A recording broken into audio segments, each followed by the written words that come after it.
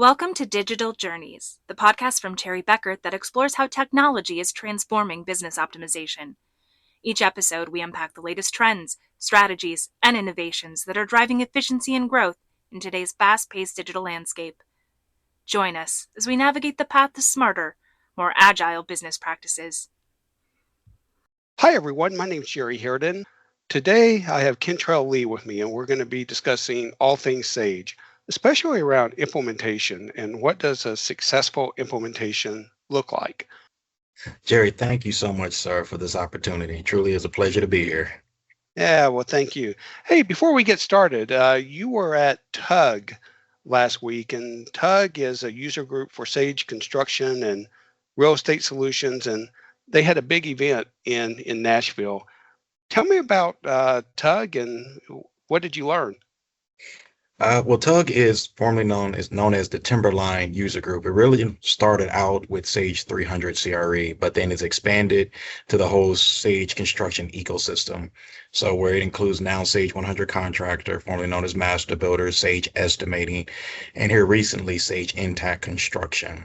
So it's a group where all of the users basically come together annually every year at different points in the city. Last year, it was in Miami. Next year, it's going to be in Salt Lake City. And basically all users that are CRE users that are member of a TUG come through and take learning courses and learning tracks where they can get product information, training, understanding of the different systems, usually taught by consultants. Some users are involved, but mainly it's a lot of consultants that come in to really teach the users best business practice.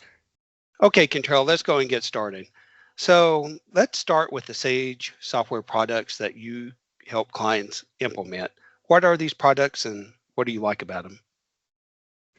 So we have three accounting systems that we particularly work with, and that is Sage 100 Contractor we help implement, as well as Sage 300 CRE.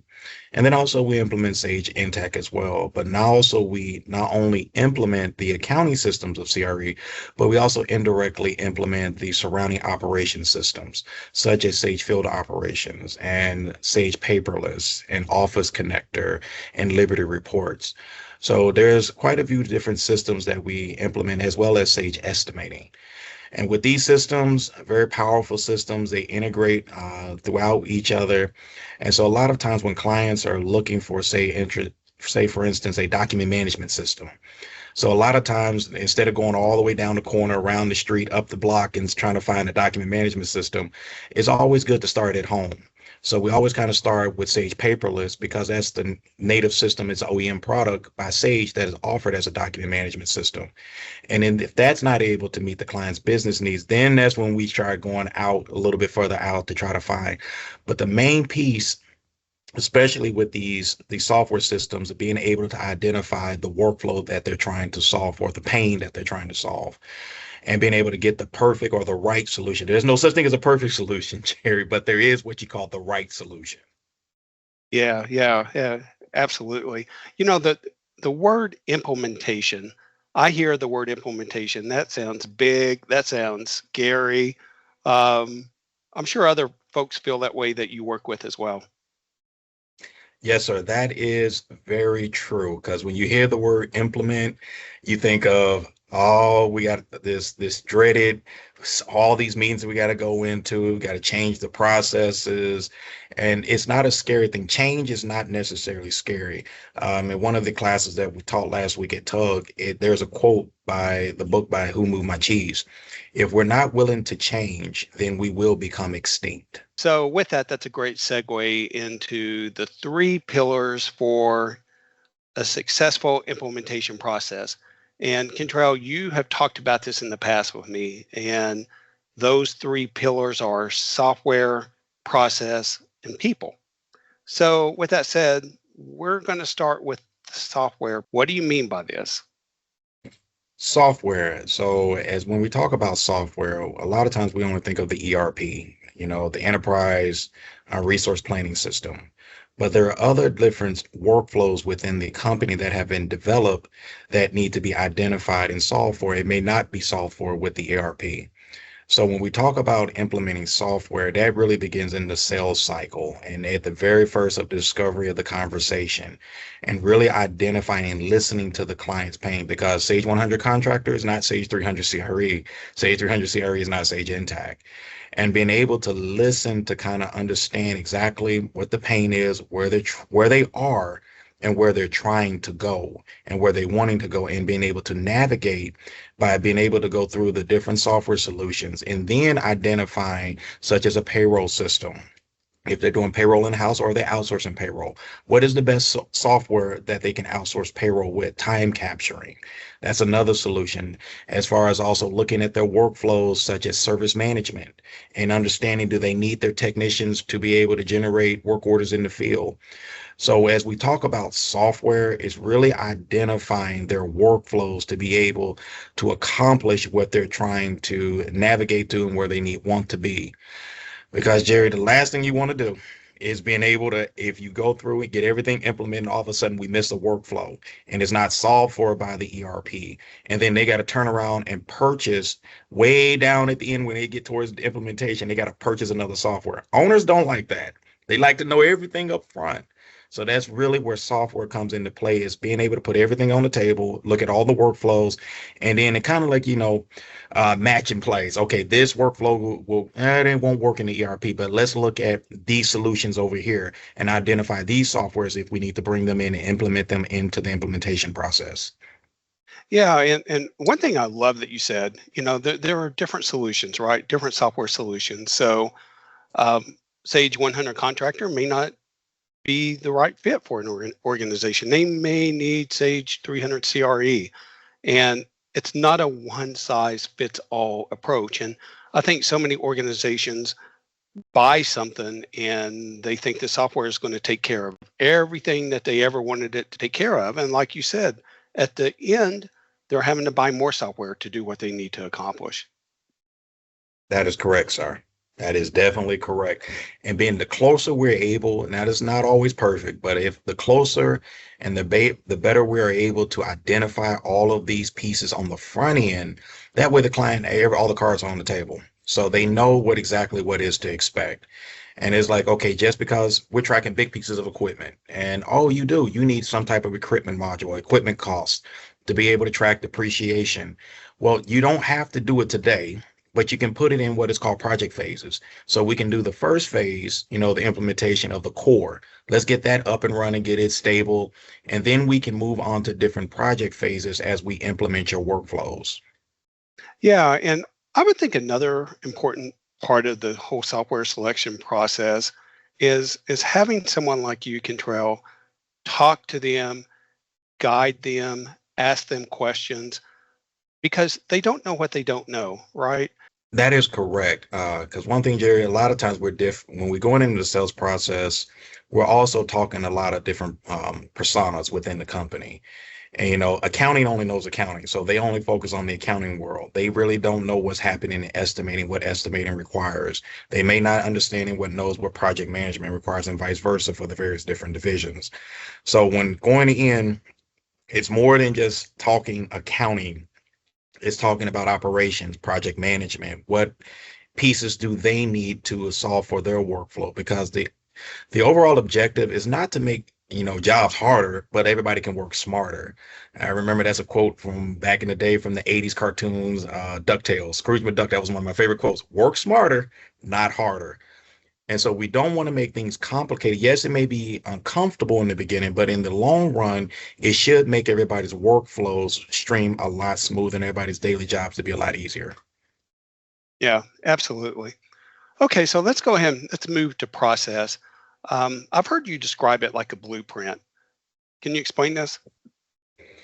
Yes, sir. It is the second part of implementation is processes. Everybody has a process, everybody has a workflow as what they do of their day-to-day operations. And it really kind of linked in the front end of the process of sales, kind of transitioning over into the true implementation, identifying process, because a lot of times in Sage 100 Contractor, it has its already pre-built workflows. Sage 300 has its already pre-built workflows, meaning by this is how you set up a vendor, this is how you go and enter an invoice, this is how you go in and cut a check. Those are basic workflows. But see, each company has a different process that may be integrated into those workflows, such as I need to go in and verify certificates of insurance before we even cut a check. I need to go in and do lien waivers. Do we do a conditional, unconditional lien waiver before when the check is cut? So there are little processes that go into play inside the workflows, especially in AP, where we're talking about approvals. The person who sets up the vendor may not be the individual that, sets up the purchase order, may not be the individual that enter in the actual invoice, may not be the individual that cuts the check and signs for the check. So all of these different individuals got to come into what is called the workflow, which identifying their processes and when they do it, especially if you have routing of approval. Because the last thing, just talked about this last week at Tug, the last thing you want to do, as from an accounting standpoint, you want to make a project manager mad, is assign cost that has not happened yet. Oh, we got this invoice, but the subcontractor never showed up on the job. And all of a sudden they're looking at the project and they're looking at the job cost reports and they have this big, huge cost sitting on the project. And they're like, wait a minute, I didn't approve that invoice. I did not approve that invoice. That sub didn't even show up. Why are we paying somebody or cutting a check for somebody that did not show up? So we have what is called within the internal piece, the processes that have to be attached into the workflows, because it's not a cookie cutter. Yeah, When you go in and say, hey, we're just going to set up a vendor, enter invoice, cut the check. It's never that easy. There's sure. always, each company has a process that is involved. So from a consulting standpoint, implementation standpoint is identifying their processes and then having them work within the workflows that are already pre-built in the systems. Got it. Got it. Yeah, no, that's good insight. Now, sometimes can the process during the implementation go off track, or can there be surprises? Yes, sir. I call those the three A's. The first one is learning to adjust, adapt, and the last one, the hardest is accept. So adapt, adjust, and accept. And when identifying, that's why a lot of times in the sales process on the front end, a lot of times it's the owner that we get involved with. And it's like the owner, he's gun ho or she's gun ho, like, yeah, this is exactly what we need. But they're not the one doing the day-to-day operations. So a lot of times we try to bring in the accounting staff, the accounting persona, the estimating persona, somebody from the project manager. Each division of the company has a voice. If they have a service division, each person, they may have a whole bunch of other people working that division. They're tracking inventory, they're doing purchasing. We need to at least identify, at least let them have a voice inside the sales process. That way we can identify the workflows. Because then when we do get into implementation, we've already haven't identified the processes that they're working with. And it's not a surprise to everyone. Because the way more we're able to identify those surprises, the better off we are. Yeah, absolutely. So you kind of touched on this just a second ago, but you talked about, bringing in other people who actually use the system. So let's talk about the third step of this, and that's people. So explain what you mean by that. People tends to be the hardest to implement. Software is just, when you take it, you upload it, or you install it, the computer, it goes fairly smoothly unless you don't meet the requirements of the actual software that you purchased. Then we got a whole nother discussion. But processes we can identify because it also works with software. If we get the right software, it will solve for the processes. People, on the other hand, can be a little bit more difficult to implement. The reason why that is because we're scared, all of us naturally scared for change. Especially if we've gotten somewhere and we've gotten to a point where we know what we're doing, it becomes like clockwork. I mean, we can do it second nature. But when we start talking about changing the processes and changing the workflows and modification of it, that's when people become very adverse to change. It can be adverse to change, but doesn't mean it's a bad thing. I remember one of my clients up in Des Moines, Iowa, and it seems like the owner had one vision, but the accounting staff had another vision. And so being able to bring that people and being able to encourage individuals within the different functions and their different departments that this is going to be okay. I always use the quote, the light at the end of the tunnel is not a freight train. I promise you that. That was my favorite quote. It's I like love that quote. That's great. the light at the end of the tunnel is not a freight train. And always identify. And a lot of times, if we with people, when you implement people, you have personality conflicts. Somebody don't want to change. The key piece is always staying in communication. Always going, trying to, as one of my mentors always taught me, he said, under promise and over deliver. He said, always under promise, never make promises, never just always make an under promise and then go do the best you can to over deliver on that promise, to exceed the customer's expectation or the client's expectation. And that becomes about knowing the system and knowing the various different, workflows, identifying the workflows, because like back as I said earlier, it's about personas. The accounting persona is pretty typical throughout every organization. Accounting does not like anybody and everybody jumping into the account. No, you will not touch my general ledger. No, you will not do data entry. Accounting is very straightforward, where project management is more operational. It's an operational thought process and understanding the operation, not too much on the financials, but managing the cost. I cannot allow this job to go over budget because, as we discussed earlier in the earlier podcast, it's one job can make one company go out of business real quick if we do not manage the cost. So there's a lot of pressure from a project manager standpoint because they're always trying to make sure that that job is within the budget. And then there's pressure even on the estimators because they're always trying to win jobs, award jobs. So they're trying to make sure that the actual cost between project managers and estimators, that's another relationship, because a project manager come back to the estimator and say, hey, what were you thinking? Why is this job? This is not right cost. What were you estimating when you did this estimate? What were you thinking? And the estimators are always looking at historical jobs. Hey, we've done this work before. How much did we get it in and for this particular budget? So when you talk about people, it's being able to identify and getting them on board with the actual solution, with the software, understanding that your processes, yes, they're going to change, but change is not a bad thing. It's going to enhance giving everybody more visibility, bringing everyone into the same sandbox, allowing everyone to see exactly what each other do. Because the more we understand, we might not perfectly understand the other department, but the more we're able to understand that department or that division, accounting understands project management estimates, then we're able to work together a lot more, have a little bit more cohesiveness in the actual organization.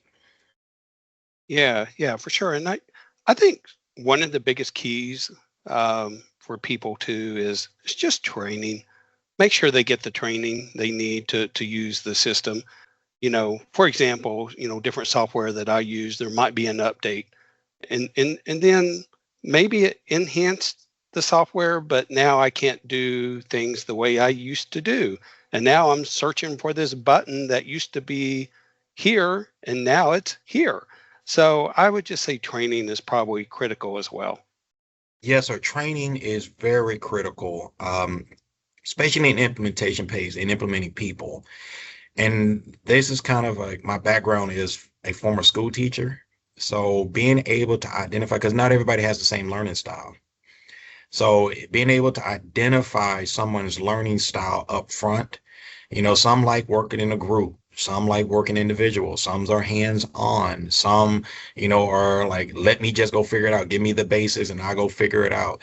Everyone has a different learning style, but being able to adapt to each individual's learning style is a huge plus. And the quicker we're able to identify that, we're all for a lot better because, just be truthful, a lot of times in implementation, we do get frustrated. The consultant gets frustrated, the client's frustrated, the owner frustrated. And a lot of times that's when we have to kind of go in and step back and say, okay, what is the reason why for the frustration? Is it because of training? Is it because we missed something? Is it something that happened in the sales cycle?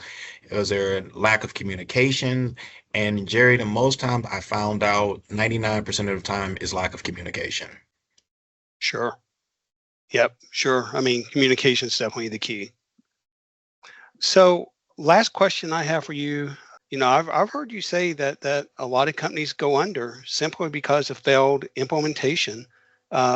And that's unfortunate. But can you speak to that? Yes, there are, it happens, failure to implement a process, the software incorrectly, and basically, especially if you wasting money that we do not have. So I don't know any company out there that has just money to throw away. So it's very critical that we identify, what software solutions that we need to implement. What is it upfront that we're trying to accomplish, and what do we need to solve? Second one, being able to take those solutions and then being able to identify the workflow processes. Identify, okay, do we need this solution goes with this process. This process goes with this solution, vice versa. And then bringing the people in to say, okay, here's what the process is how it's going to work in your workflow. And then being able to say, and here's the software that goes along with it. And without the lack of, especially in construction, if we do not have a structured job cost accounting system, it does not give us visibility into what is happening daily on the project. Like, how much is it going to cost us as a company to complete this particular project? And as an owner, we're making critical business decisions based on that profitability. And if our cost is not accurate, if our cost is eating into the profitability, if we've just made a critical business decision, say for instance, our profitability, we looking at it, it's, oh, we're 8% profitable. But all of a sudden costs have not been tracked correctly. Something has been assigned incorrectly. We didn't get the estimate right. Project manager's not managing the project. Counties, misappropriating costs accidentally to different projects. And it really is not 8% profitable, but we're more like 3% profitable. But the owner and the ownership and the leadership team has just made a critical business decision. Say go out and buy a Caterpillar, or they went out and invested in some new property based off of that 8% profitability, but we really wasn't. That can cause a business or construction business some lot of trouble and could cause them to be kind of come in the red. And then they have to scramble to figure out how can we get, what are we going to do now? Even if we've hired somebody, we've hired an FTE, we thought, oh yeah, we can afford to get another person on staff. And now unfortunately that happens when it's like, oh wow, we got to lay somebody off because we're not as profitable as we thought we were. But I still love having conversations with contractors and explaining why is it so critical that that you need a job cost accounting solution. Because construction, let's be honest, it really is the backbone of our society. Without construction, we don't have roads, we don't have buildings, we don't have grocery stores to go to shop in, we don't have places to go to the mall, we don't have these things without construction. Construction is the infrastructure of our society. And the greatest commodity in construction is people. Buildings don't build themselves. They don't. So when we talk about, just having these conversations, it's very, very important, especially as we're growing as a company, invoicing is increasing, project complexity is increasing. We may be doing certified payroll now. We may be doing prevailing wage projects. These are conversations that we need to have because in QuickBooks, yes, you can change the data, you can manipulate the data, but as contractors are growing and they need bonding, they need to go to banks to get lines of credit. You can't do that with QuickBooks. That's why you need a structured accounting, job cost accounting system such as Sage 100 Contractor, Sage 300 CRE, and as well as Sage Intact Construction. Well, Kentrel, thank you so much for joining us. I love the way you end that. No, Jerry, thank you, sir. I truly appreciate it. Now, one thing is all of us really support our contractors, really, really support the contractor because we all live in homes. Them homes didn't build themselves. It was a contractor that built it. Absolutely. All right. Well, if anyone would like any more information about Cherry Bekaert and what we can bring to the table, just reach out to us and we'll get you hooked up with Kentrel. Thanks, everyone.